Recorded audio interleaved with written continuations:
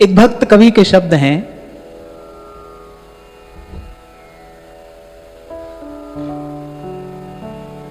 जिसे एक बार जीवन में प्रभु का प्यार मिलता है,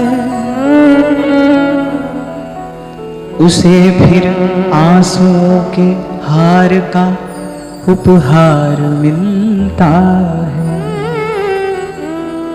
न पूछो दिल से,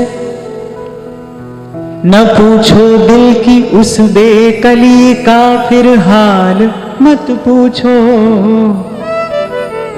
न तन से प्राण जाते हैं, न प्राणाधार मिलता है।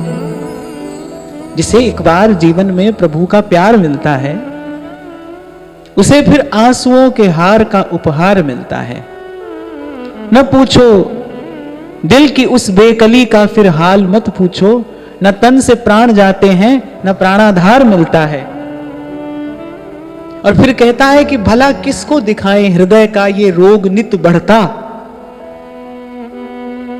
भला किसको दिखाएं हृदय का ये रोग नित बढ़ता। न कोई वैद्य मिलता है, न कुछ उपचार मिलता है। पर जहां कुछ छल छलाता अश्रु जल दिखलाई दे तुमको, जहां कुछ छल छलाता अश्रु जल दिखलाई दे तुमको, उसी मानस में बंधु सांवरा सरकार मिलता है। जिसे इस जीवन में एक बार प्रभु का प्यार मिलता है।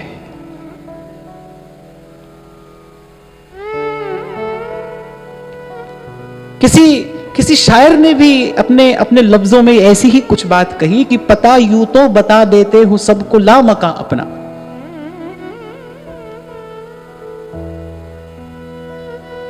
लामका मन जिसका कोई घर नहीं, कोई ठिकाना नहीं।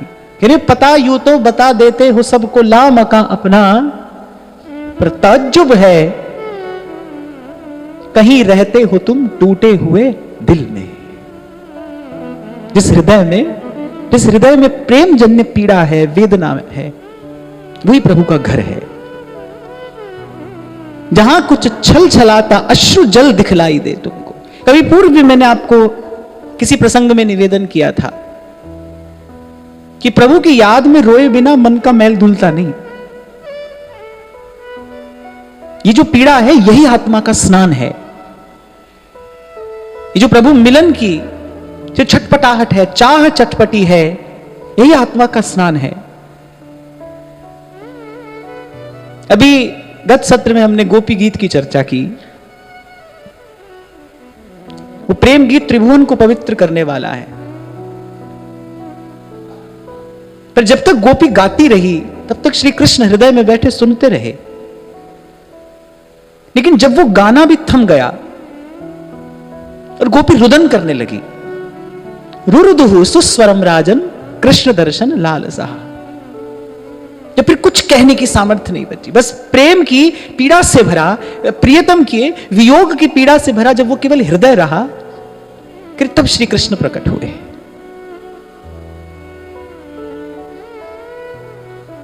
तो ये जो जन्म जन्म का मैल आपने मैंने इकट्ठा कर लिया है, और हमारा मन मैला है, इसका लक्षण क्या है? ये जो हमारा चित्त द्रवीभूत नहीं होता ना, प्रभु का नाम सुनते हैं, गाते हैं, कथा सुनते हैं, कहते हैं, प्रभु की सेवा करते हैं, पर ये सब करते कहते सुनते भी जो मन है कि द्रवीभूत नहीं होता। माने कितना कठोर हो गया है, पिघलता नहीं।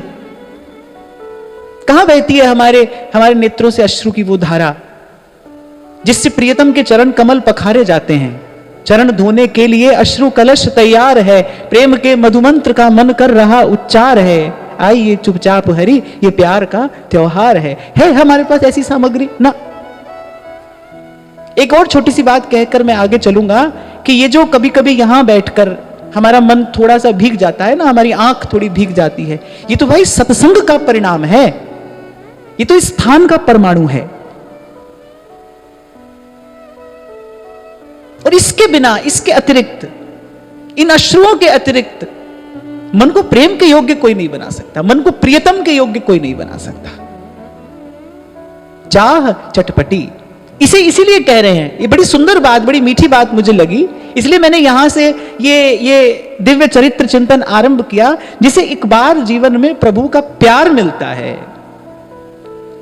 उसे फिर आंसुओं के हार का उपहार मिलता है। कैसे ध्रुवदास जी कहते हैं, जीरन पट अति दीन लट ये सघन अनुराग, विवश सघन बन में फिरे, गावत जुगल सुहाग। अब वो प्रेम जन्य पीड़ा कहां से आए, कहां से पाई जाए, उसका कोई स्रोत हो, कोई ऐसा स्थान जहां से जाकर उसको प्राप्त किया जा सके। तो बोले हां ऐसा एक स्थान है। अरे ऐसे किसी प्रेमी भक्त के अंग संग उठते बैठते आते जाते, कभी पहले भी आपसे मैंने कहा था ना, प्रेम संक्रमित होता है। लव इज इन्फेक्शियस, प्रेम संक्रमित होता है।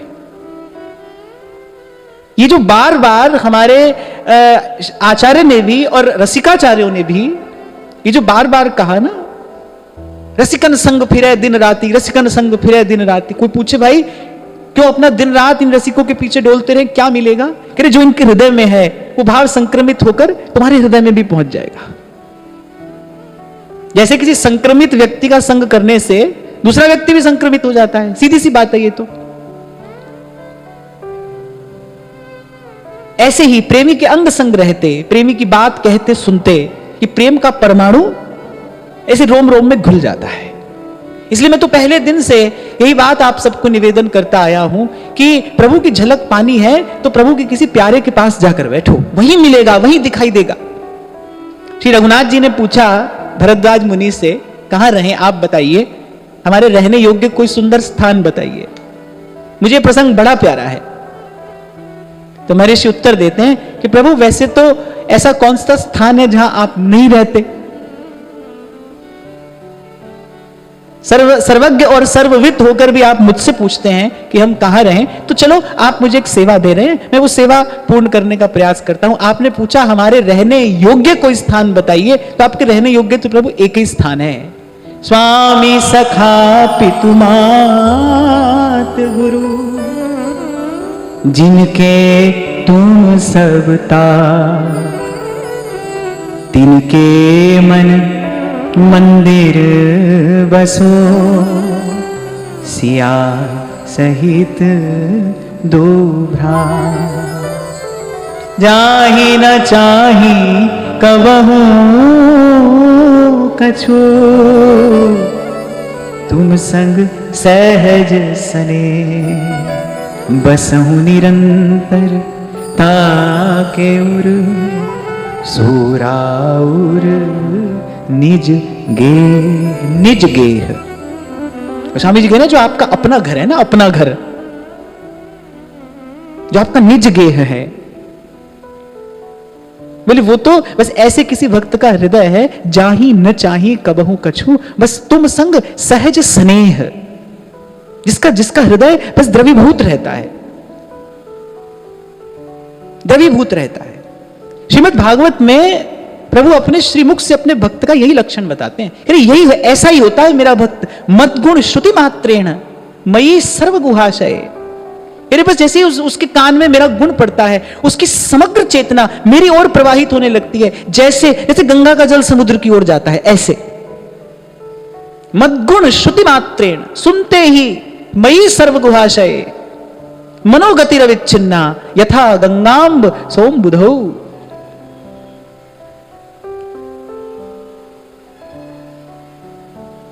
और भक्तमालकार तो जब भक्तमाल की रचना करते हैं तो उनके मन में यही पवित्र संकल्प है। और श्री प्रियादास जी जब टीका करते हैं तो कहते हैं बिना भक्तमाल भक्ति रूप अति दूर है। इस धन के धनी तो भगवान के यही प्यारे, यही निज जन है, यही भक्त जन है, यही संत जन है। श्री मलूकदास जी कहते हैं, कह रहे और कहीं मत खोजिए, और कहूं ना खोजिए, जहां बछड़ा तहां गाय। और कहूं मत खोजिए, जहां बछड़ा तहां गाए, जहां संत जन गात हैं वहां रमैया जाए।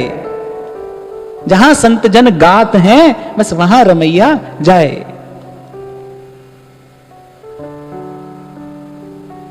इसलिए योगी, यति, तपस्वी, सन्यासी छोड़ छोड़कर अपनी समाधि, अपनी साधना आते थे श्री मीराबाई साहब का दर्शन करने। जब वो पांव में घुंघरू बांध और हाथ में करताल लेकर गाती थी, सांवरा हमारी प्रीत निभाजो जी। अरे और दूर कहां जाएं, क्यों जाएं? हमारे जैसा व्यक्ति जो इस संसार में व्यवहार में रह रहा है, हमारे जैसा व्यक्ति जब श्री बाई साहब के चरित्र का किंचित चिंतन करता है तो हृदय में वैसी वैसी भावना का संचार होने लगता है। और जो बड़भागी जन उनका दर्शन करते होंगे, जो उनके सानिध्य का लाभ प्राप्त करते होंगे, उनके कृतार्थ होने में क्या संशय है, क्या संदेह है। मैं कह रहा हूं मेरे जैसा व्यक्ति यहां इस संसार में रहते हुए आज शत वर्षों के बाद जब बाई साहब के किसी शब्द का, किसी भाव का चिंतन करता है, उसकी भावना करता है, तो हृदय में वही परमाणु संचारित होने लगता है। सांवरा हमारी प्रीत निभाजो जी, अवगुण हमारा बिसराजो जी, अवगुण हमारा बिसराजो जी, सांवरा हमारी प्रीत निभाजो।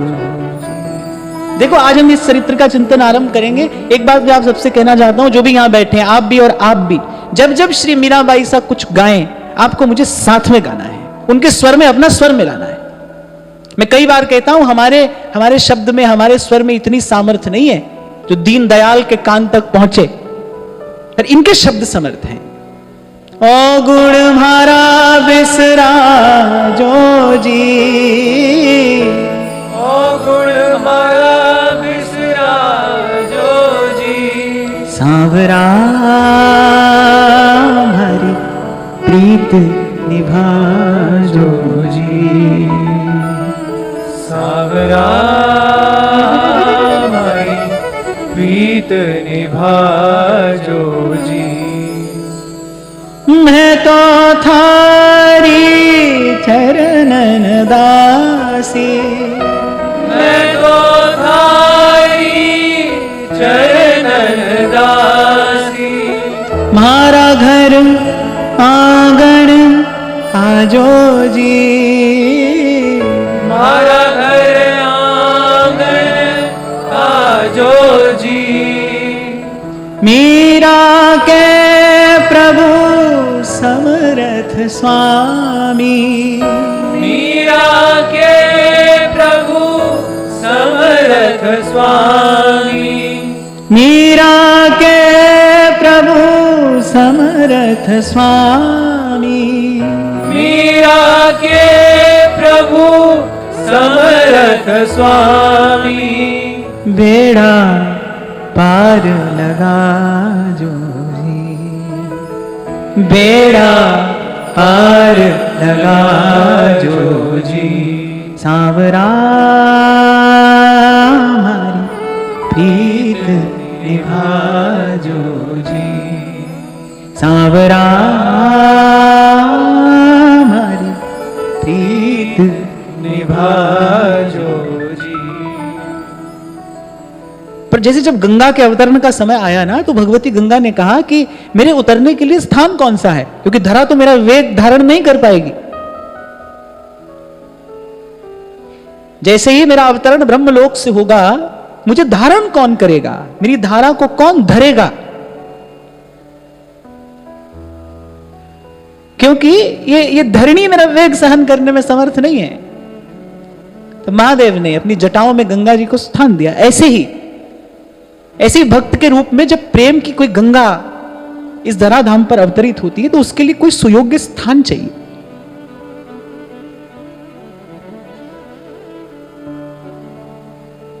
तो मेड़ता का पवित्र राजकुल और राव दूधा, उनके जीवन का सर्वोच्च गुण क्या है? वो शूरवीर भी हैं, वो पराक्रमी भी हैं, राजधर्म का भी उन्होंने सम्यक प्रकार से पालन किया है। फिर भी उनके चरित्र का जो सर्वोज्वल गुण है वो क्या है? संत सेवी हैं। कोई दिन ऐसा नहीं जाता जिस दिन महल में किसी संत के चरण ना पड़ते हों। कोई दिन ऐसा नहीं जाता जिस दिन संत के मुख से कोई भगवत कथा वार्ता श्रवण ना करते हो। संत सेवी हैं। कुल पवित्र होता है, जननी कृतार्थ होती है, वसुंधरा पुण्यवती होती है जब कोई भक्त आता है संसार में। इस संसार की सबसे सुंदर घटना अगर कोई है तो बस भक्त का ही आगमन है। जब परमार्थ के लिए संत आता है, जब अपने किसी निज जन को प्रभु भेजते हैं। तो राव दूधा का सर्वोज्वल गुण यही है, संत सेवी है। एक प्रकार से उनका ये जीवन व्रत है, उनका नित्य नियम है। नित्य नियम है, आज के दिवस पे जाऊं बलिहारा, मेरे घर आया राजा राम जी का प्यारा, करूं आरती चरण पखारूं, तन मन धन संतन पैवारूं, तन मन धन संतन पैवारूं।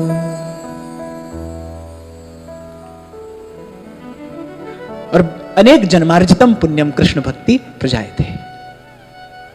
ऐसे जन्म जन्म का पुण्य जब संचित होता है तब जाता है इस ओर, तब श्री कृष्ण की ओर, तब श्री हरि की ओर मन जाता है, सहज में जाता है।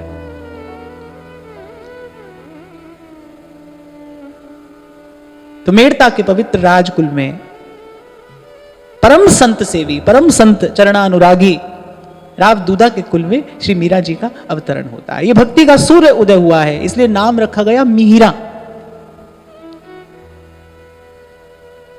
वो मिहिरा मिहिरा कहते कहते मीरा हुआ, पर नाम क्या है? मिहिरा। क्यों? क्योंकि भक्ति का सूर्य उदय हुआ है। क्योंकि भक्ति महारानी ही राव दूधा के महलों में प्रकट हुई हैं, इसलिए जन्म लेते ही, और जन्म लेते ही क्या, जन्म से पहले जब मीरा जी गर्भ में थी तो ऐसे ही ब्रज के एक संत का वहां जाना हुआ। राव दूधा ने चरण पकड़कर बड़ा आग्रह कर उनको महलों में रख लिया कि आप श्रीमद् भागवत का प्रसंग नित्य सुनाया करें।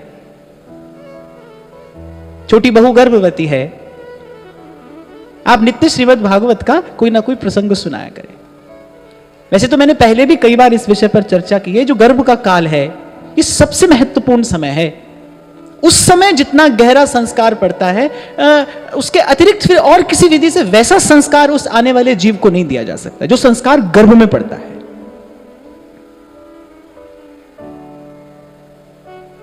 तो तपस्वी तेजस्वी राजपुरुष है राव दूधा, वो जानते हैं। तो उन्होंने उस संत के चरण पकड़ लिए, बोले महाराज भागवत जी का कोई प्रसंग आप नित्य सुनाया करें।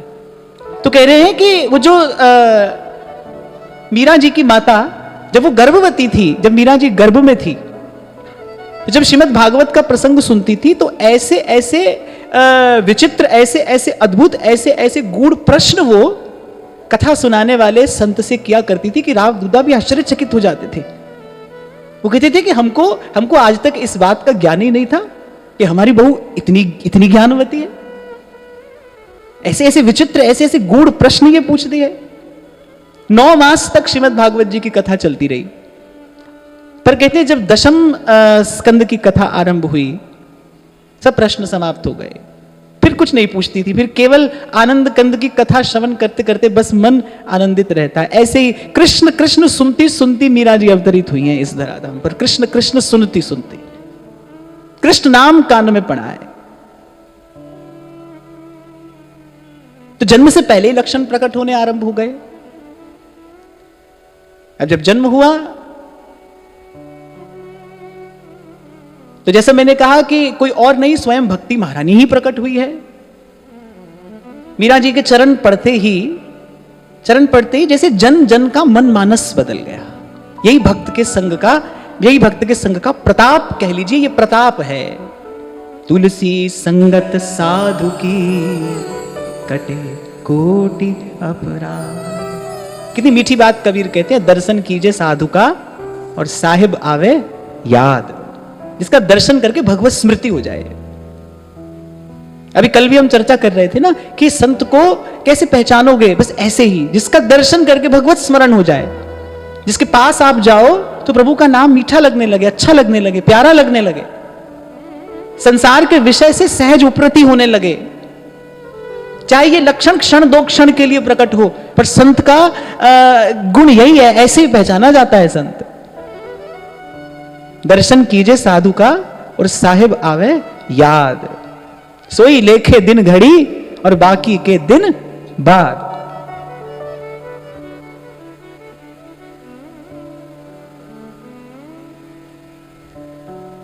तो इसे जन जन का मनमानस बदल गया। एक सुंदर, एक सरस, एक कोमल से भाव की भावना ने जिसे सबको भीतर बाहर से सुखी कर दिया, आनंदित कर दिया।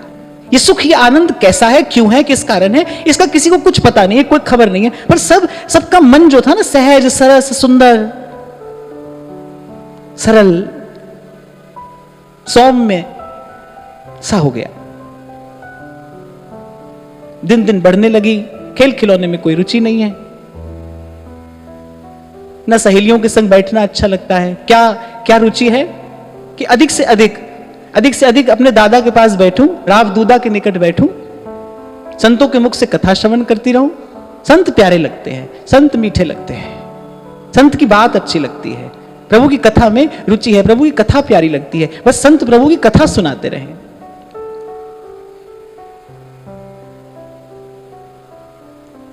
तो सहज ही रुचि योग में, ध्यान में। एक बात मैं आपको यहां निवेदन करूं कि भक्त सब कुछ कर लेने के बाद भक्त होता है। वो योग ध्यान आदि के सब सोपान पार कर लेने के बाद, क्योंकि भक्ति उत्कर्ष है, भक्ति शिखर है। याते परे ना और कोई भजन, ना और कोई सुख। और सहज में ही मीरा जी को शिक्षा दीक्षा देने वाले संतों का आगमन भी महल में आरंभ हो गया। राव दूदा तीर्थ यात्रा पर जा रहे हैं, मीरा जी ने कहा मैं भी चलूंगी। पहले तो उन्होंने विचार किया 4 वर्ष की नन्ही सी बालिका है, कैसे ले जाऊं इसे संग में, लंबी यात्रा है। डाकोर जी जा रहे थे द्वारिकाधीश का दर्शन करने के लिए, मीरा जी ने हट किया, राव दूदा संग ले चले। नन्ही सी बालिका प्रश्न पूछती है कि अभी कुछ दिन पहले तो एक संत के मुख से मैंने सुना था भगवान तो सब जगह है, सर्वत्र हैं, फिर उनके दर्शन के लिए तीर्थ पर क्यों जाना है? राव दूदा मीरा जी के नेत्रों की चमक देखते रह गए, हतप्रभ हो गए। 4 वर्ष की बालिका ऐसा प्रश्न पूछती है। कहा बेटी तीर्थ में भगवान का दर्शन नहीं, तीर्थ में तो भक्त और संत का दर्शन करने जाया जाता है। वहां भक्त और संत रहते हैं ना, उनकी चरण रेणु के प्रताप से भगवत भक्ति हृदय में आती है, तो संतों और भक्तों का दर्शन करने के लिए तीर्थ पर जाते हैं। मार्ग में मिल गए एक सिद्ध योगी, योगी निवृत्तिनाथ उनका नाम। मीरा जी की ओर सहसा उनका मन आकर्षित हुआ। अपनी ओर से ही उस निर्लिप्त महात्मा ने अपनी ओर से राव दूदा को कहा कि आप कहें तो मैं इस बालिका को योग की शिक्षा देना चाहता हूं। राव दूदा सहर्ष तैयार हो गए। इसलिए कभी आपको मैंने कहा था कि यहां वहां खींचातानी मत करिए, दौड़ भाग मत करिए, जहां है वहीं पर रहकर स्वयं को पात्र बनाइए। प्रकृति पात्र को वंचित नहीं रखती, एक क्षण के लिए भी, एक क्षण की भी देर नहीं होगी आप तक आएगा कोई। वो बड़ा समर्थ है, सर्व समर्थ है। भूलिए मत एक क्षण के लिए भी अपने मन से ये बात भूलिए मत कि आप और मैं दुर्बल हैं, आप और मैं असमर्थ हैं, आपके मेरे हाथ पैर बंधे हैं। सबना गल्ला समर्थ स्वामी सो क्यों मनो विसार, सबना गल्ला समर्थ स्वामी सो क्यों मनो विसार। वो सर्व समर्थ है, एक क्षण की भी देर नहीं होने देगा। उन संत ने स्वयं कहा मैं देना चाहता हूं इसको, योग की शिक्षा दीक्षा देना चाहता हूं। जब तीर्थ यात्रा से लौटकर आए, उन संत का भी आना हो गया। मीरा जी की योग ध्यान की शिक्षा आरंभ हो गई और देखते ही देखते ऐसे चुटकी में मीरा जी की समाधि लग गई। चुटकी में ही कहना चाहिए, बड़ा अल्प सा प्रयास और मीरा जी की समाधि लग गई। संत कहने लगे भाई छोरी तो जन्म जन्म की जोगन है, ये तो जन्म जन्म की योगिनी है। इसलिए मैं आपको कह रहा हूं, कभी मैंने पहले भी आपसे कहा था, एक योगी अनेक साधन प्रयास करके जहां पहुंचता है, भगवान का भक्त भगवान नाम की कृपा से, भगवत गुणानुवाद की कृपा से सहज में उस दशा को प्राप्त कर लेता है। योग का प्रसाद क्या है? जीवनी शक्ति का ऊर्ध्वगमन हो जाना, जिसको कुंडलिनी जागरण कहते हैं। वो क्या है कि वो जो जीवनी शक्ति, वो जो विद्युत की धारा है, वो जो सर्पाकार अवस्था में सुप्त पड़ी है आपके मूलाधार चक्र के निकट कहीं, उसका जागरण हो और उसकी ऊर्ध्व गति हो जाए, ये योग का प्रसाद है। तो यम नियम आसन प्राणायाम प्रत्याहार धारणा ध्यान ये सब कर लेने के बाद योगी जहां पहुंचता है, देखो अष्टांग योग है। सबसे पहले यम नियम, तीसरा आसन, चौथा प्राणायाम, पांचवा प्रत्याहार, छठा धारणा, सातवां ध्यान, फिर समाधि। तो आप देखो 6 सोपान पार करने के बाद योगी ध्यान में पहुंचता है। सप्तम सोपान ध्यान है, ध्यान में योगी पहुंचता है। आप देखो भक्त भगवान की कृपा से सहज में ही भगवान के ध्यान में रहता है।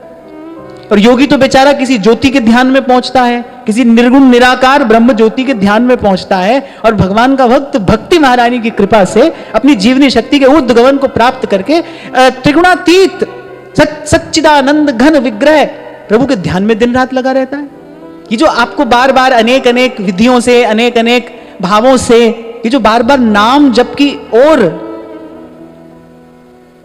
लगाया जाता है, उसका कारण एक यही है। जब नाम जिह्वा पर आता है ना, नाम क्या है? नाम नामकारी बहुधा निज सर्वशक्ति तत्रार्पिता नियमितः स्मरणेन काले, चैतन्य महाप्रभु कह रहे हैं। इसमें एक शब्द बहुत ध्यान देने का है, मैं कई बार पहले भी आपको संकेत कर चुका, आज फिर कर रहा हूं। क्या कह रहे हैं? नाम नामकारी बहुधा निज सर्व शक्ति। भगवान के नाम में भगवान ने निज माने अपनी, सर्व माने सारी, भगवान ने अपनी सारी शक्ति अपने नाम में रख दी है। जब वो नाम जिह्वा पर आता है, इसलिए सेवक जी महाराज कह रहे हैं नाम रटत आई सब सोही। केवल रटने मात्र से ही नाम रटत आई सब सोही, प्रथम नाम हरिवंश हित रट रसना दिन। रटते रटते क्या होगा? अरे सर्वशक्तिमान प्रभु का नाम आपकी जिह्वा पर है। वो जो आपकी जीवनी शक्ति का अधोगमन हो रहा है, वो जो बार बार विषय की ओर जाती है, बार बार विषय का चिंतन करती है, नाम की कृपा से, नाम के कीर्तन की, नाम के गान की, नाम के ध्यान की कृपा से वो जीवनी शक्ति का ऊर्ध्वगमन हो जाएगा। ऐसी सहज में घटना घट जाती है।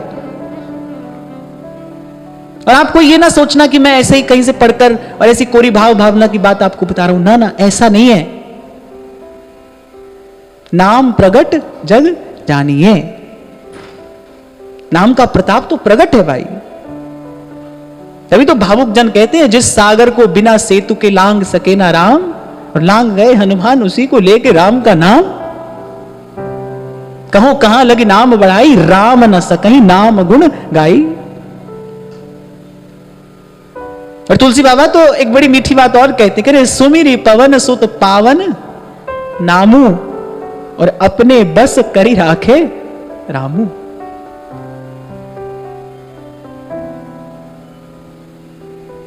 तो मीरा जी तो भक्ति हैं।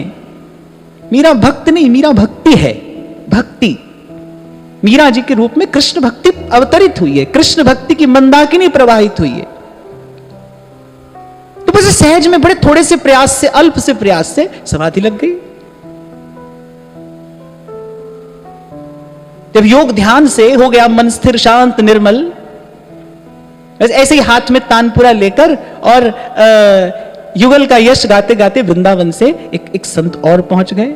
गोविंद राधे माधवा गोपाल राधे माधवा, गोविंद राधे माधवा गोपाल राधे माधवा। जिसको सहज में आकर्षण है ना श्री कृष्ण की ओर, वो ये जान ले, समझ ले कि भाई वो अनेक अनेक जन्मों का संस्कारी पुण्यात्मा कोई जीव है। ये तो शास्त्र का प्रमाण है। और भगवान श्री गीता जी में ये बात कह रहे हैं, बहुनाम जन्म नामन्ते ज्ञानवान माम प्रपद्यते।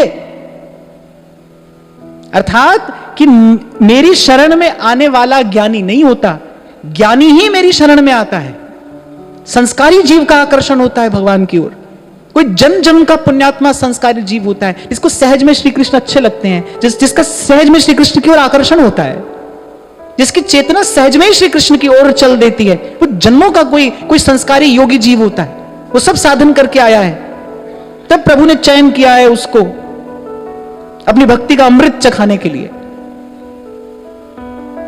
तभी योग की शिक्षा पूरी हुई ही थी। आ गए कोई रसिक संत। अच्छा, एक बात यहां मैं जरूर कहना चाहता हूं, इस चरित्र चिंतन से जो प्रथम प्रसाद मिलता है वो ये कि मीरा जी को जीवन में जो मिला, मिला संतों के हाथ से। यद्यपि वो स्वयं भक्ति हैं, वो कृष्ण को प्राप्त करने के लिए नहीं आई है, वो तो कृष्ण प्राप्ति का मार्ग है। मीरा कृष्ण प्राप्ति का एक मार्ग है। किसी को कृष्ण प्राप्त करने हो तो मीरा उसके लिए एक मार्ग है। मीरा जी अपने आप में एक रास्ता है, वो तो कृष्ण प्राप्ति का मार्ग है। लेकिन मीरा जी को जीवन में जो जो मिला, ठाकुर जी ने दिलाया संतों के हाथ से। प्रसाद मिला, संतों का प्रसाद, गुरु प्रसाद। संत सभई गुरुदेव है। इन्हीं भक्तों का चरित्र चिंतन करते करते ही हमारे जीवन में भी ये भाव दृढ़ हुआ कि भाई अपनी सारी आस्था, अपनी सारी श्रद्धा, अपना सारा विश्वास बस इन संतों के चरणों में रख देना है। क्योंकि जहां संत जन गात हैं तहां रमैया जाए, तहां रमैया जाए। संगीत की शिक्षा आरंभ हुई और बस यहां से वो अंकुर फूटा। यहां से भाव देह ने आकार लेना आरंभ किया। संगीत में दो वस्तुएं हैं, रस और भाव। और हमारे श्री महाप्रभु जी कह रहे हैं, रसम राधायाम आभजति किल भावम व्रजमणौ रहस्य तद्यस्य स्थितिरपि न साधारण गति। जो संगीत है ना, ये युगल का स्वरूप ही है। संसार में तो, लोक में तो, शास्त्र आदि का अगर विचार करें तो संगीत की देवी भगवती शारदा को कहा जाता है। देवी सरस्वती संगीत की देवी है, वो वीणा वादिनी है। पर जो मूल रूप में जो संगीत का उद्गम हुआ है वो तो हुआ है रस और भाव मूर्ति से। क्योंकि संगीत में दो ही वस्तु है, रस है और भाव है। संगीत शास्त्र का पहला वाक्य यह है कि संगीत का उद्देश्य क्या है? रस का सृजन करना, यह संगीत का उद्देश्य है। भाव होगा तो रस का सृजन होगा। और ये दोनों एक दूसरे के पूरक भी हैं, ये दोनों एक दूसरे पर आश्रित भी हैं, ये दोनों आश्रय भी हैं और आश्रित भी हैं। परस्पर दो चकोर दो चंदा। भाव नहीं होगा तो रस नहीं आएगा। मान लो कोई व्यक्ति गा रहा है, अगर वो उसके भीतर भाव नहीं है तो सुनने वाले को रस नहीं आएगा। रस नहीं आएगा तो भाव नहीं बनेगा। तो दोनों एक दूसरे के पूरक हो गए ना। तो संगीत में क्या है? रस है और भाव है। और रस और भाव की मूर्ति कौन है? श्री महाप्रभु जी स्पष्ट करते हैं, रसम राधायाम आभजति किल भावम व्रजमणौ। रस मूर्ति श्री प्रिया जी और भाव मूर्ति श्री लाल जी। रहस्य तद्यस्य स्थितिरपि न साधारण गति। इसलिए संगीत तो युगल का स्वरूप है। ये भागवती विद्या है। संगीत जो है वो भागवती विद्या। इसीलिए मैं कई बार आपसे कहता हूं कि जिसने पाया उसने गाया, वो गा रहा है। और हमारे महाप्रभु का जीवन तो श्री प्रियादास जी करे निस दिन गान, रूप माधुरी को पान, उर अंतर सिहान, एक काम श्यामा श्याम सो। वहां श्री स्वामी जी कह रहे हैं, श्री हरिदास के स्वामी श्यामा कुंज बिहारी संगीत संगीत। वहां से लेकर और यहां इस लोक में, इस व्यवहार में भी कोई तो कहते हुए सुनाई पड़ जाता है ना, हर दिल जो प्यार करेगा वो गाना गाएगा। प्रेम की अभिव्यक्ति है संगीत। वो जो हृदय का जो प्रेम है उसकी अभिव्यक्ति संगीत है। वो संगीत से अभिव्यक्त होता है। भागवती विद्या है। और मैं बड़ी विनम्रता पूर्वक की बात ये कह रहा हूं कि ये मनोरंजन के लिए नहीं है। जो हमारा शास्त्रीय संगीत है वो मनोरंजन के लिए नहीं है, वो तो भवभंजन के लिए है। गाते गाते संत भव सिंधु से पार हो गए प्रभु का गुण गाते गाते। सूरदास जी ऐसा गाते हैं कि गिरधर गोपाल को सूरदास जी का गान सुने बिना चैन नहीं पड़ता। ऐसा गाते हैं सूरदास। मीरा जब अपने तंबूरे पर तान छेड़ती हैं तो योगियों का सहज मन होता है, भाई थोड़ी देर के लिए ये अपना ध्यान समाधि छोड़कर और जाकर इस रस का पान करें। संगीत। अब मुझे ऐसा लगता है कि भाई प्रभु ने सब कुछ दिया, सब कुछ दिया। मैं अगर अपनी बात करूं तो मैं कोई भी ऐसी एक वस्तु खोजकर नहीं निकाल सकता हूं जो मैं ये कहूं कि भाई प्रभु ने ये नहीं दिया, बाकी सब दिया, ये नहीं दिया। सब दिया, हमारी योग्यता और पात्रता से कहीं अधिक दिया। लेकिन प्रभु के दिए हुए प्रसाद में जो सर्वश्रेष्ठ है वो ये कि प्रभु का गुण गा सकते हैं। गिरधर नागर कहती मीरा, सूर को श्यामल भाया, सूर को श्यामल भाया।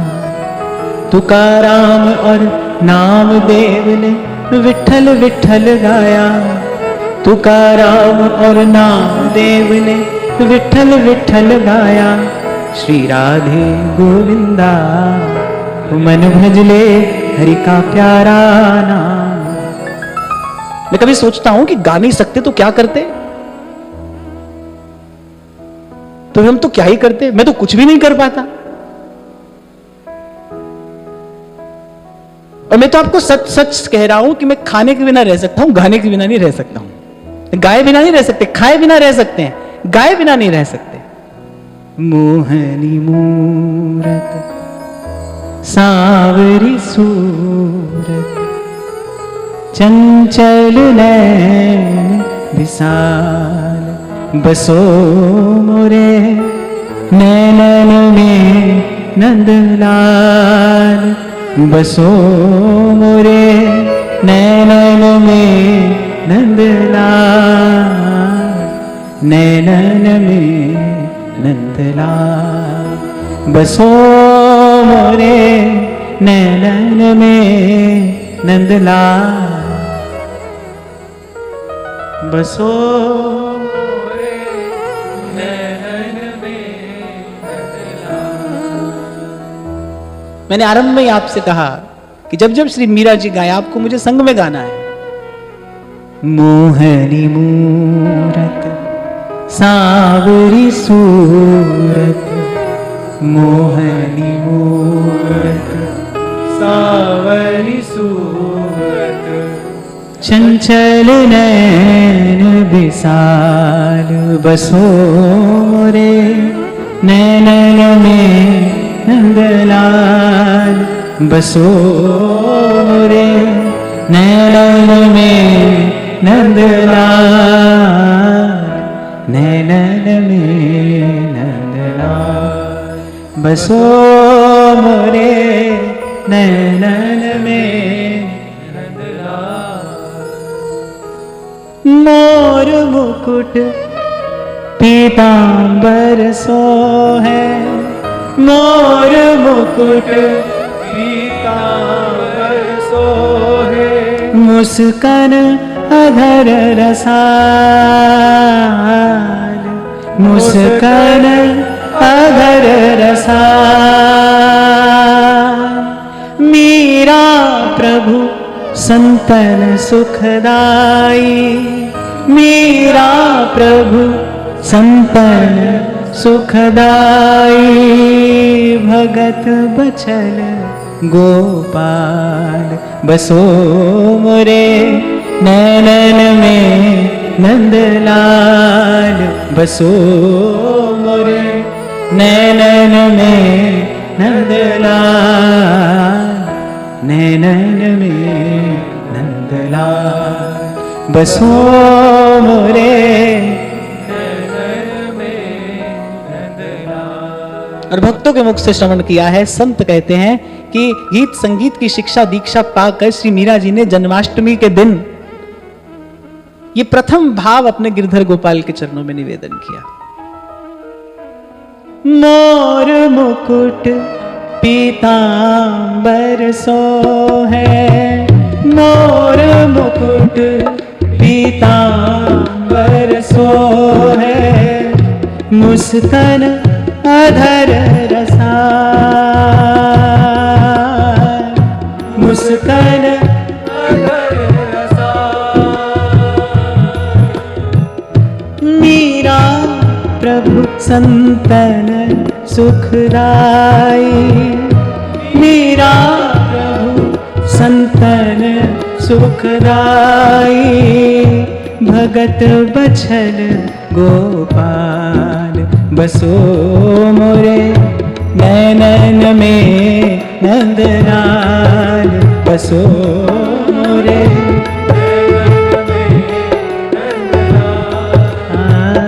नैनन में नंदलाल, बसो मोरे नैनन में नंदलाल, बसो मोरे नैनन में नंदलाल, बसो मोरे नैनन में नंदलाल, बसो मोरे।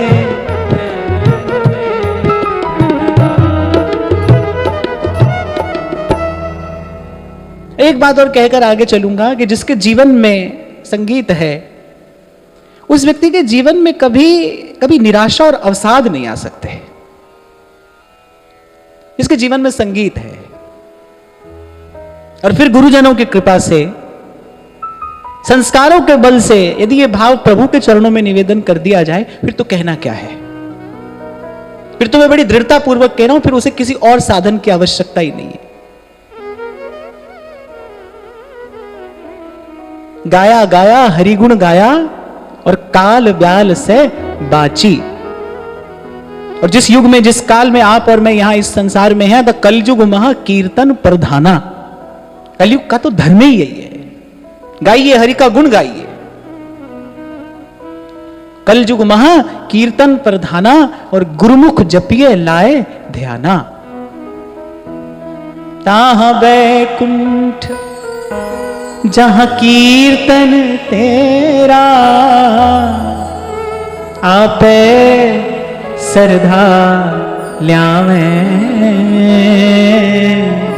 आपे सरधा ल्यावे। चरण कमल तेरे धोए धोए पीवा, सतगुरु की दया।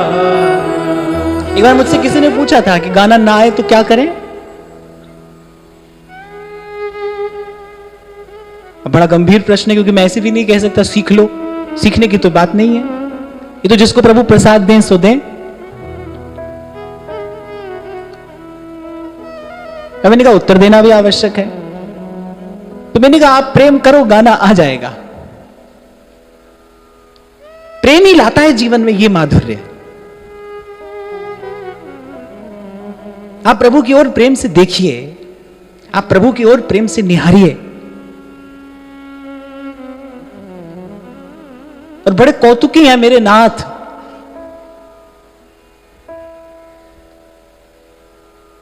वो कभी आपको किसी रंग भरी दृष्टि से देखेंगे। मैंने उस दिन आपसे कहा था ना, ऐसे ही दृष्टि से प्रभु स्पर्श करते हैं जीव का। ऐसे बैठे बैठे कभी कभी कोई क्षण ऐसा आ जाता है, आपको लगता है कि कोई छू गया है आपको। ऐसे प्रभु दृष्टि से स्पर्श कर लेते हैं, किसी संत के शब्द से प्रभु स्पर्श कर लेते हैं। संत के शब्द से भी प्रभु ही छूते हैं, जीव का स्पर्श प्रभु ही करते हैं। संत के शब्द से, अपनी दृष्टि से छू लेते हैं,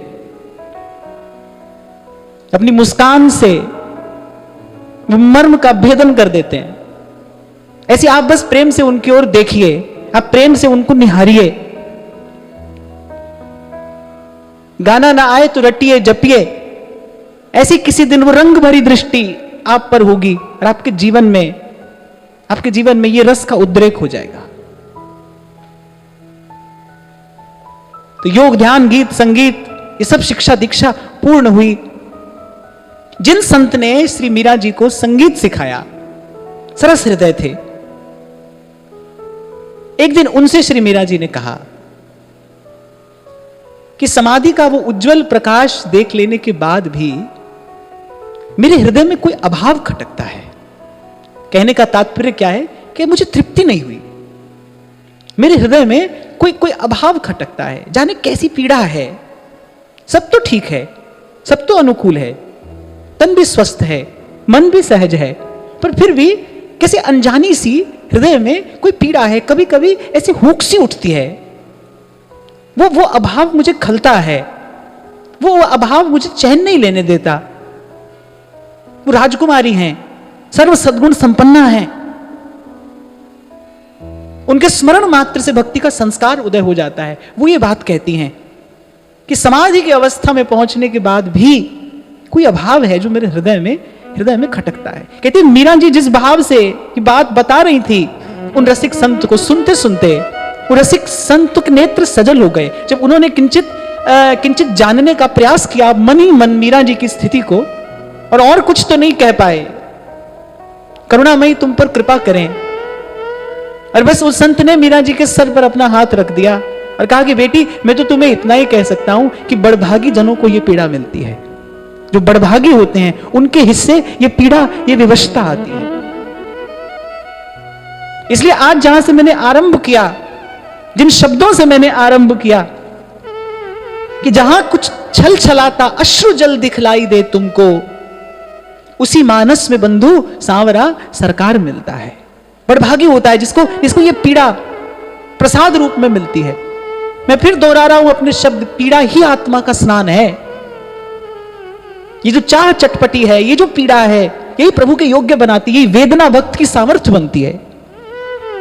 ये जो प्रभु मिलन की ये जो चटपटी है, ये जो वेदना है, ये भक्त का सामर्थ्य बनती है। ध्यान रखना, प्रभु के प्रेम में रोने वाला दुर्बल नहीं होता।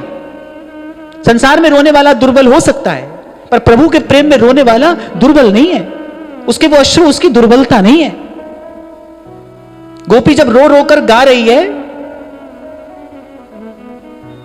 तो उसके लिए कहा जा रहा है यासाम हरि कथोद्गीतम पुनाति भुवनत त्रयम। गोपी का ये प्रेम गीत, गौरे गोपी का जो ये रुदन है, कि तीनों लोगों को पवित्र करने वाला है। पुनाति भुवनत त्रयम। संत ने केवल इतना ही कहा, बेटी मैं तो तुझे इतना ही कह सकता हूं कि बड़भागी होते हैं जिनके हिस्से में ये पीड़ा आती है। नहीं तो भाई जीव संसार में रोता आता है, रोता ही रहता है, और ऐसे अभावग्रस्त हो रोता यहां से चला जाता है। जिस तन लागे सो तन जाने। जिसने ये सुख की रस पाया है वो जानता है कि प्रभु के प्रेम में, प्रभु के विरह में रोना, अरे इससे बड़ा कौन सुख होगा। हमारे ध्रुवदास जी कह रहे, जी दुख सम नहीं और सुख। अरे सुख की गति कहे कौन। अरे जहां के दुख जैसा कोई और सुख नहीं है, वहां सुख की बात कौन कहे। ऐसे रोम रोम में घुलती ये मधुर मधुर सी पीड़ा, नन्ही सी बालिका, और संत देख रहे हैं उसके निश्चल मुख की ओर कि क्या कह रही है। कहते कहते नेत्र सजल हो गए, कंठ स्वर रुंध गया, होठ कांपने लगे, और मीरा को खबर नहीं पड़ी कब हाथ हृदय पर चला गया कि ऐसे हृदय में हुक सी उठती है। कोई खींचता है, कोई अज्ञात मुझे अपनी ओर खींचता है। सब तो ठीक है, सब स्वस्थ है। मेरी माता, मेरी धाए, मेरी सहेलियां, मेरी सखियां सब पूछती हैं कि आप स्वस्थ तो हैं। ये बार बार आपका हाथ ये आपके हृदय पर क्यों चला जाता है। आपके हृदय में कोई कष्ट, कोई पीड़ा हो तो वैद्य को दिखाया जाए। और जब ये स्थिति नहीं सुधरी तो मीरा की कुछ सखियों ने, मीरा की धाए ने जाकर मीरा जी की माता जी से कहा कि लगता है ये कुछ कह नहीं रही है, लेकिन हृदय में कोई कष्ट है, कोई पीड़ा है, वैद्य जी को दिखाना चाहिए। पर तन मन सब स्वस्थ है। जैसे श्री गुरु नानक देव जी महाराज को बड़ा तीव्र ज्वर जानकर पिता ने वैद्य को दिखाया। वैद्य ने नब्ज देखी, नाड़ी देखी, बोले सब ठीक है। और गुरु साहब कहते भाई मुझे तन का नहीं, मुझे मन का ताप है। ये ताप साहिब से बिछड़ने का है। ये ताप स्वामी से दूर होने का है। और ये तो प्रकृति की व्यवस्था है। सावन भादों से पहले जेठ आषाढ़ आता है, तपती है धरती, फिर मेघों में हलचल होती है। धरती का ताप देखकर मेघों में हलचल होती है, और फिर वो बरसाते हैं अपना संचित रस इस धरा पर। ऐसे योग ने, ध्यान ने, गीत संगीत की शिक्षा दीक्षा ने, संतों के संग ने उस भक्ति के संस्कार को प्रबल पुष्ट कर दिया। भक्त के आने का यह भी एक हेतु है ना। मैंने कहा ना, मीरा जी तो कृष्ण प्राप्ति का मार्ग हैं। देखो क्या क्या किस क्रम से घटनाएं उनके जीवन में घट रही हैं। सबसे पहले कान में क्या पड़ी, प्रथम भक्ति संतन करी संगा, दूजी रति मम कथा प्रसंगा। सबसे पहले कान में पड़ी हरि की कथा, हरि की कथा। एक बात तो भाई कांच बांध लेना, बिन सतसंग न हरि कथा, तेहि बिन मोह न भा, मोह गए बिन राम पद, मोहि न दृढ़ अन्ना। नागपाश से जब गरुड़ जी ने मुक्त किया, मन में एक बात आ गई, बोले क्या ये भगवान है जिनको हमने मुक्त किया है? बोले वो परात्पर परब्रह्म कैसे हो सकते हैं? बस जैसे ही मन में ये आया कि है या नहीं है, जैसे संशय आया, संशय का स्पर्श होते ही रसाभास हो जाता है। इसलिए गीता में भगवान कह रहे संशयात्मा विनश्यति। कुसंग से बचने के लिए क्यों कहा जाता है? वो कोमल संस्कार को क्षतिग्रस्त कर देगा, मन में संशय आ जाएगा कि भाई ऐसा है भी कि नहीं। 10 बार किसी के मुख से सुन लो नहीं है, नहीं है, नहीं है, अरे कोई नहीं है, कोई भगवान नहीं है, ऐसा नहीं है, ऐसा नहीं है। आप देखो मन में एक विचार उठने की संभावना है वैसा। इसलिए संत कह रहे हैं, संत प्रभु से प्रार्थना करते हैं, कह रहे प्रभु बहु भलवास नरक करित राता, पर दुष्ट संग जिन देई विधाता।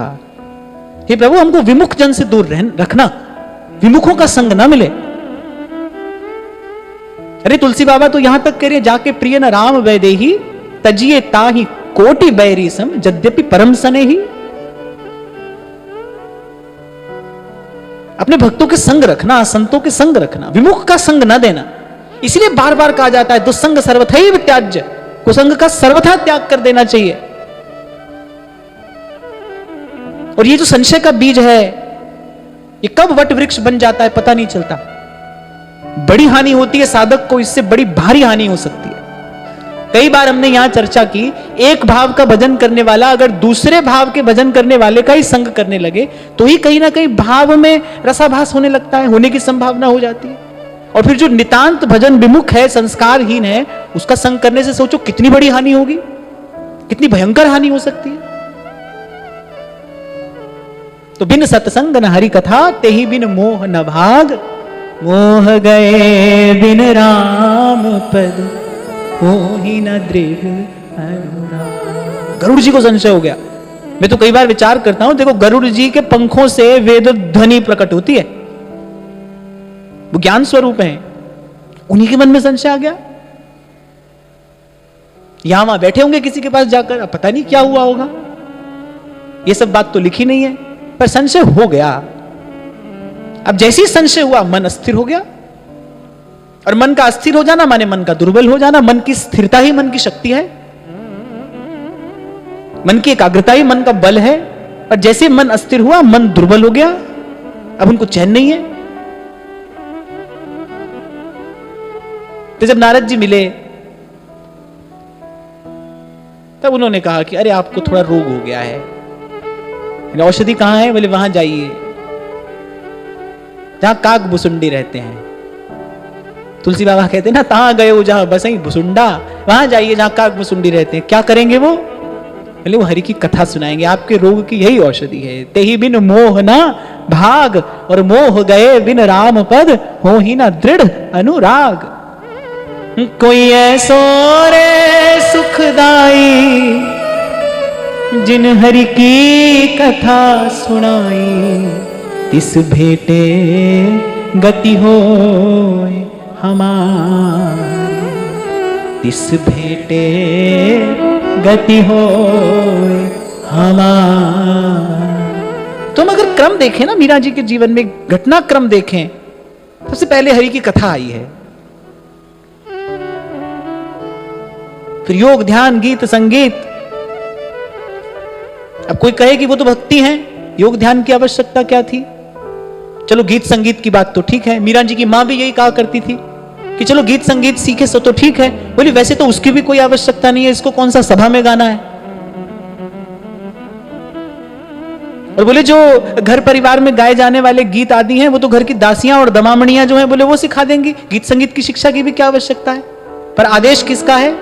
राव दूधा का आदेश है, उनके सामने बोले कौन? तो मीरा जी की माता को लगता है वैसे तो इसकी भी आवश्यकता नहीं है, पर चलो ये सीख भी लिया तो ठीक है, पर इस योग ध्यान की क्या आवश्यकता है? इसको कोई बैरागियों के संग में घूमना है, इसको बाबाजियों के संग में रहना है। अरे कल घर जाएगी, घर परिवार संभालेगी, अगर घर का काम नहीं आता होगा तो बोले दासियों की गलती कैसे पकड़ेगी? मीरा जी की मां को अपनी चिंता है, उनके मन में इस बात का प्रश्न है, भाई इसको इस सब की आवश्यकता क्या है? आवश्यकता केवल आपको मुझे एक बात का संकेत करने की है कि समाधि तक पहुंच जाने के बाद भी मन तृप्त नहीं हुआ, मन में कोई अभाव खटकता है। ये जो अनेक बार मैं आपको प्रकारांतर से निवेदन करता हूं ना कि भाई आत्मा का, जीवात्मा का परम विश्राम प्रेम है। प्रेम जब तक ये जीवात्मा अपने घर नहीं पहुंचेगी तब तक अटकन भटकन है, और जीवात्मा का जो निज गेह है, जो परम विश्राम है, वो प्रेम है, निष्काम प्रेम। और निष्काम प्रेम अर्थात जिसमें लेश मात्र भी भाव नहीं है लेने का। कल भी मैंने आपसे कहा था, प्रेम को पाना है तो फिर प्रेम देने जाइए। प्रेम को पाने की एक ही व्यवस्था है, प्रेम देना ही प्रेम पाना है। केवल इस बात को, इस सिद्धांत को आलोकित करने के लिए मीरा जी के जीवन में घटना घटी। बड़ी शीघ्रता से सब सीख लिया, समाधि तक पहुंच गई, लेकिन उसके बाद भी फिर मन अभी अधूरा लगता है, अभी मन में कुछ टीस है। और जहां आरंभ में मैंने कहा, जैसे ही पात्र तैयार होता है ऐसी ही प्रकृति व्यवस्था कर देती है। धरती तपती है, बादल बरस जाते हैं। और मैं तो पहले दिन से कहता हूं आपसे, जब कोई तरसता है फिर घनश्याम बरसता है। कोई प्रभु के लिए तरस जाए,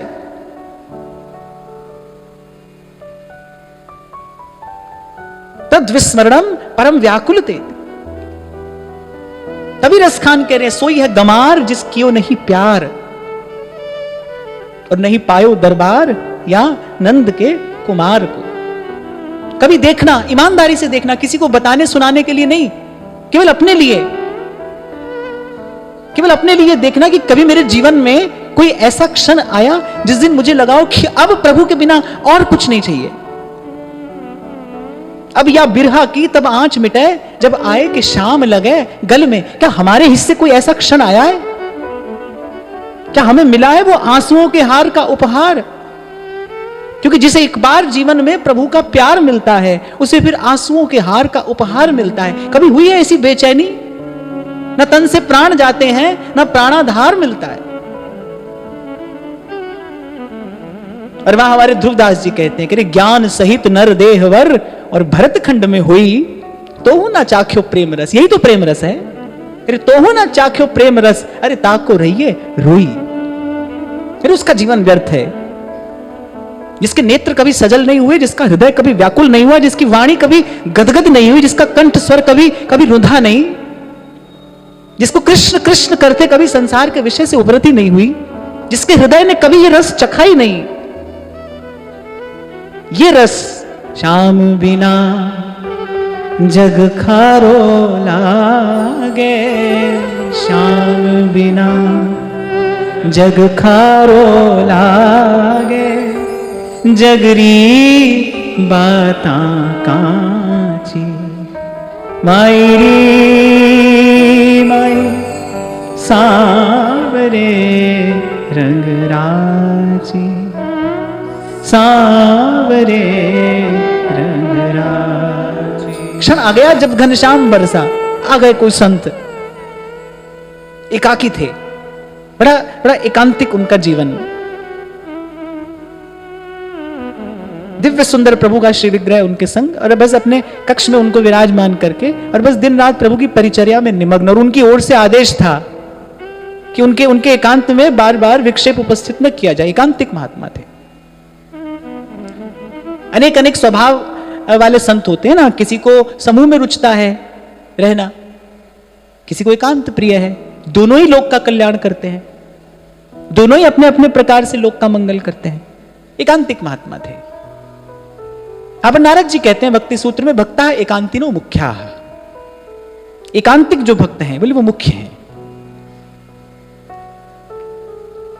और इतना तो मैं भी आपको कहूं कि अगर बात प्रेम की हो तो फिर एकांत में जाना नहीं पड़ता, एकांत विवशता हो जाता है। फिर एकांत आपकी विवशता हो जाता है। क्योंकि कल भी मैंने आपसे कहा था ना भाई, एक बात तो आप गांठ बांध कर रख लेना, या तो ये सब संसार रहेगा या अकेले ये रहेंगे। थोड़ा वो ऐसा नहीं मिलेगा, ऐसा नहीं चलेगा, ऐसा नहीं मिलेगा, ऐसा नहीं होगा, तो अकेले ये रहेंगे। ये जो लोग पूछते हैं ना कि जैसे आज भी मुझसे किसी बालक ने पूछा है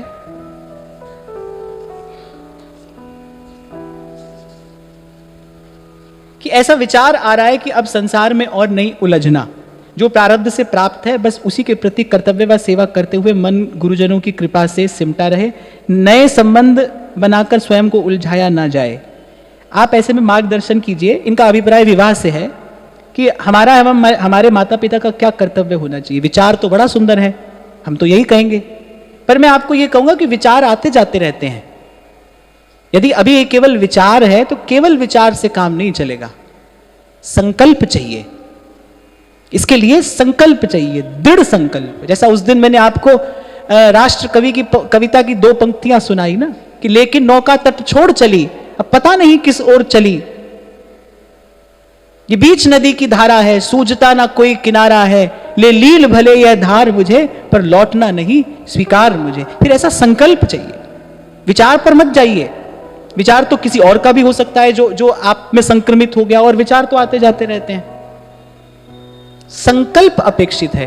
और एक और बात कहकर चले आगे कि अगर आपका संकल्प हो जाएगा फिर ये प्रश्न रहेगा ही नहीं। जब आपका संकल्प होगा ना फिर आपके पास ये प्रश्न रहेगा ही नहीं। नदी जब चलती है समंदर की ओर तो न तो किसी से रास्ता पूछती है और न किसी से इजाजत लेती है, वो तो चल देती है, और जो चलता है वो एक दिन पहुंच भी जाता है। तो चलेगा वो पहुंच जाएगा। पर अगर आप सोचो ना, ठाकुर जी आपसे आकर ये कह दे कि नहीं नहीं भाई सब छोड़ो हमारा भजन करो, ये तो 100 1000 लाख जन्म में भी नहीं कहेंगे। ये नहीं कहेंगे किसी से कि सब छोड़ो हमारा भजन करो, ना ना ना, ये तो कहेंगे जो कर रहे हो वही करो, अच्छे लग रहे हो, बढ़िया लग रहे हो, हमसे कुछ चाहिए तो ले जाओ। इनके तो भाई पीछे पड़ना पड़ता है।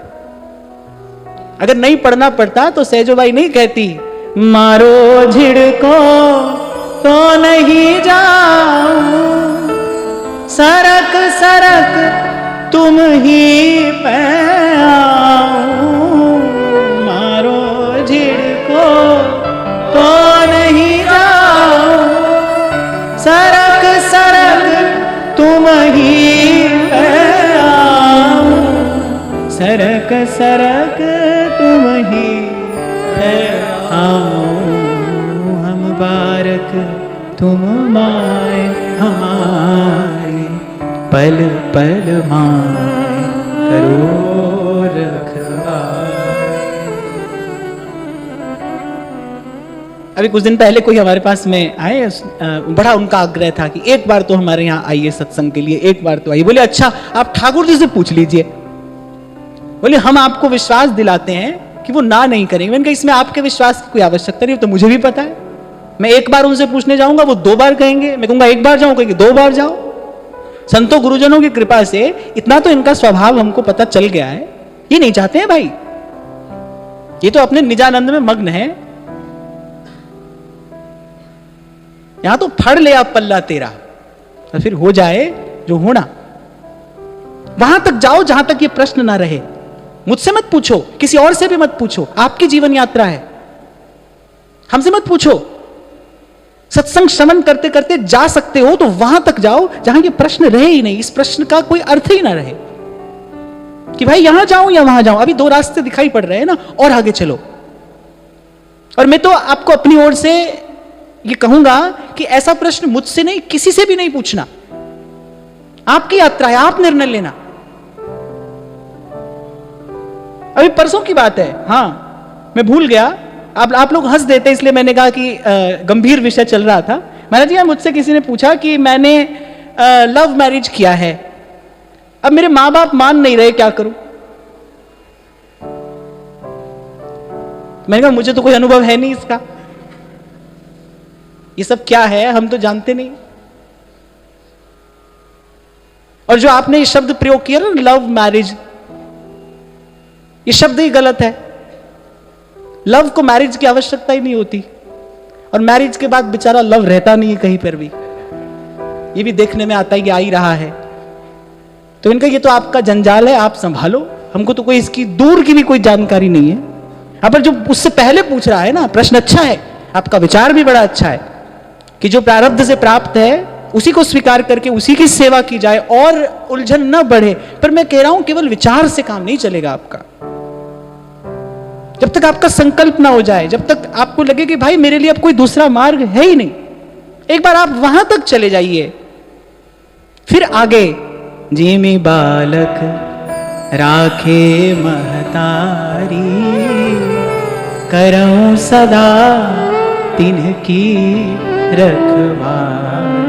श्री रुक्मिणी जी ने मन ही मन मान लिया ना भाई, ये स्वामी आप ही हैं, आपके अतिरिक्त मेरी छाया का कोई और स्पर्श न करे।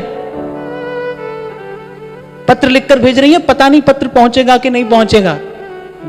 और कहूं क्या अंतर्यामी, मन मौन निवेदन कर दिया।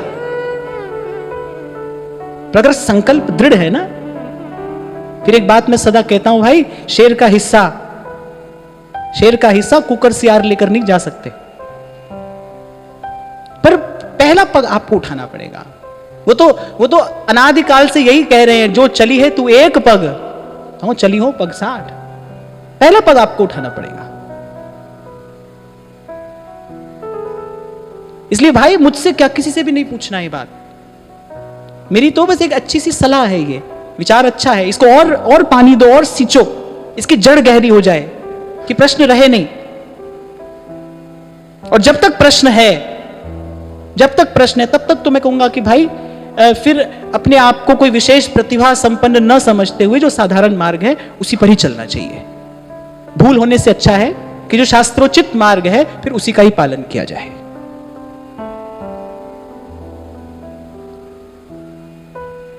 तो एकाकी महात्मा और अपने प्रभु की सेवा करते हैं, अपने प्रभु को दुलराते हैं, लाड़ लड़ाते हैं। और संतों में बड़ा सहज आकर्षण है।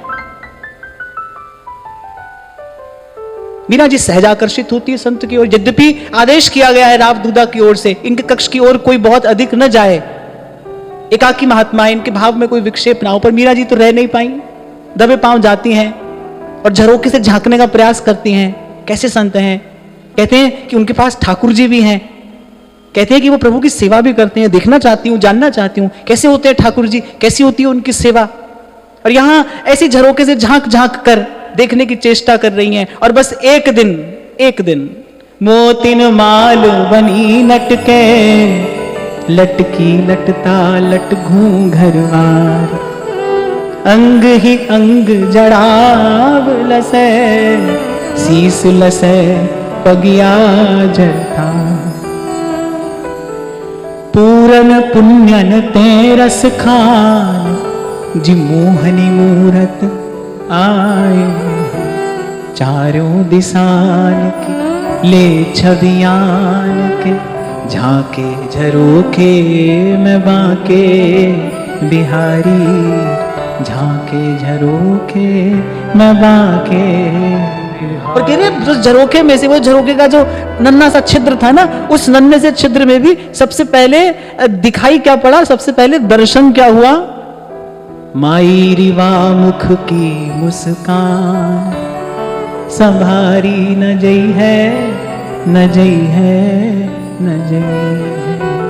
वीरा को प्रभु ने अपनी मंद मधुर मुस्कान का दर्शन कराया, क्योंकि ये जब किसी के चित्त वित्त का हरण करते हैं ना, छीन ले हंस के सबका ये मन, सखीरी मेरो राधार बन, छीन ले हंस के सबका ये मन, मेरो राधार। ये जो प्रभु का स्मित है ना, स्मित मंदहास जो है, उससे खींचते हैं जीव को अपनी ओर। जो प्रभु की मीठी सी मुस्कान है, हासो जनोन्मादकारी च माया, ये हास ही माया है।